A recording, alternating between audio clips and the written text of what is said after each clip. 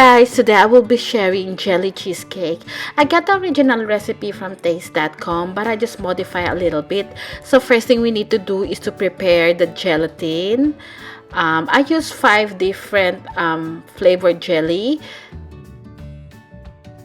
So in the direction, I only followed direction 1. So I only put 1 cup of boiling water in each jelly. So I will leave this to set in the fridge for about 2 to 3 hours. And once it's set, we're gonna do the crumbs. So I've got 100 grams of butter and 20 pieces of Marie. I processed the Marie and then melted the butter. And then I will combine it until they resembled into a wet sand.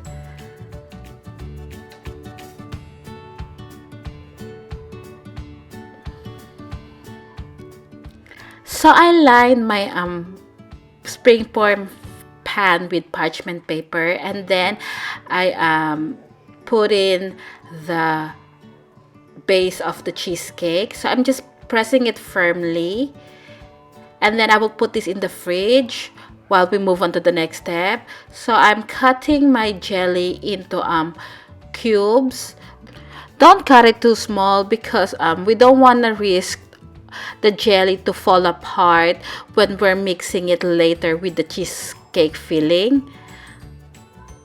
So I'm doing the same procedure to the rest of the jellies. Just like so. Now we will set this aside while we move on to the cheesecake filling. By the way, reserve a little bit of the jelly to put on top of the cheesecake. For the cheesecake filling, we need 1/4 cup of boiling water, 3 teaspoons of unflavored gelatin, 2 packs of cream cheese, which is 500 grams, and 1 condensed milk. So combine the hot water and the jelly, give it a mix, and then we will set this aside.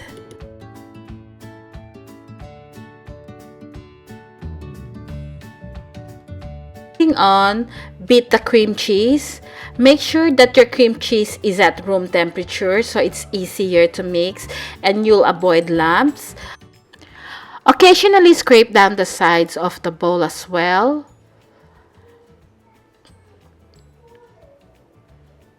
And continue beating.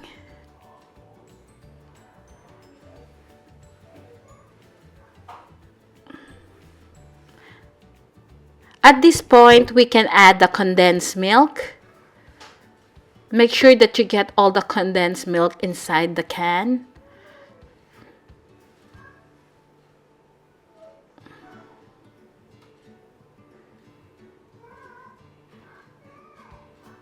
And then continue to beat this until it is smooth and free of lumps.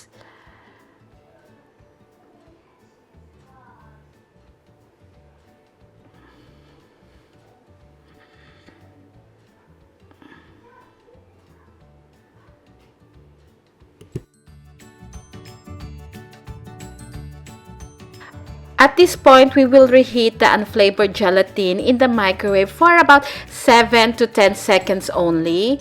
And make sure that when you add the gelatin into the cream cheese filling that it is not hot. A little bit warm is okay, but not hot. And then we will continue to bake this until it is well combined.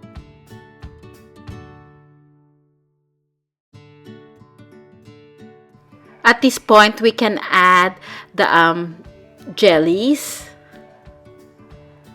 So we will add the gently and then we will fold this very gently. So add half at first and then continue to add.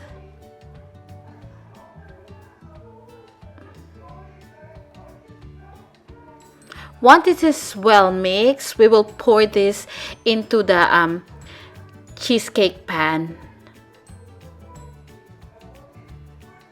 just like so.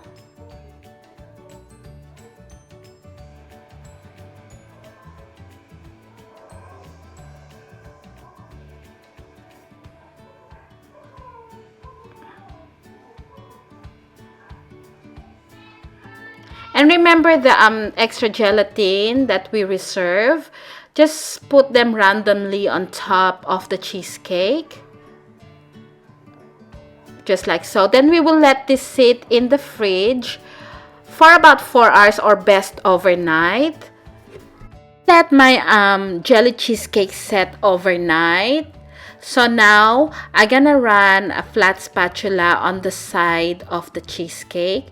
You could use a blowtorch if you have some, or you could use hot towel and put it around the side of the cheesecake pan.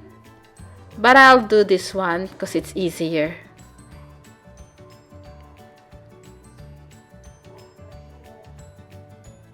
And then release the spring of the cheesecake pan.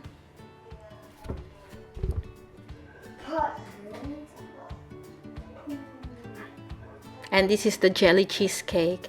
Now I will transfer this into the cake platter.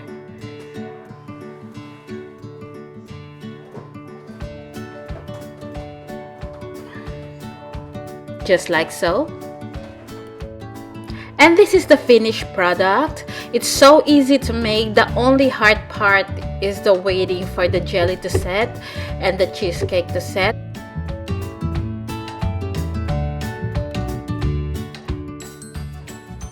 And then just to show you what it looks like when you cut the cheesecake.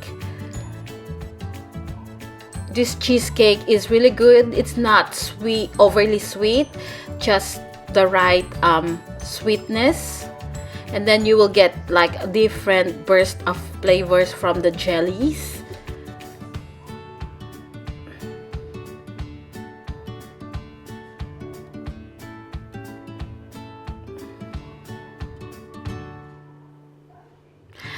Again, thank you so much for watching, and I'll see you again next week. Bye!